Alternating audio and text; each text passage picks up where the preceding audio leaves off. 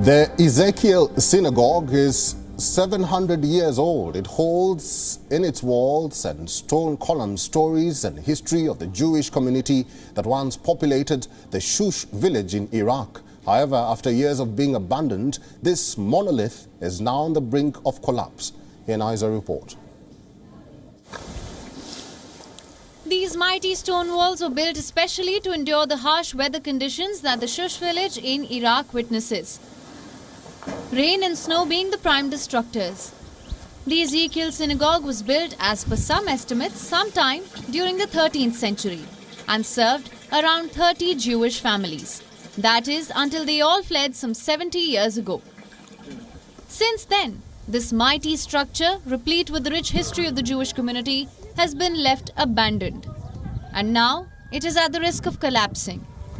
Regarding this synagogue, we haven't seen them ourselves because they were not in our time. But we heard it from our fathers and grandfathers that every Saturday, Jews were visiting this synagogue. In spring, they used to have what is called kaprashin, where they used to bring out their food and have a picnic in the area. This 700-year-old monolith stands dilapidated and forgotten. However, the state of the synagogue has sparked renewed attention and fresh calls for action.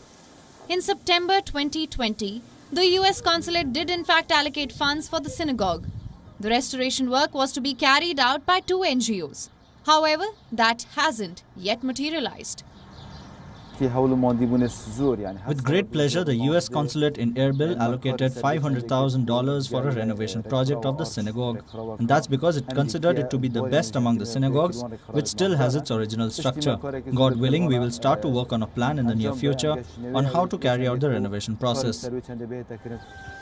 Though the Jewish community is in absentia, there is still hope that the Ezekiel Synagogue, one of the few remaining Jewish heritage sites, and its history can be preserved and restored to its former glory.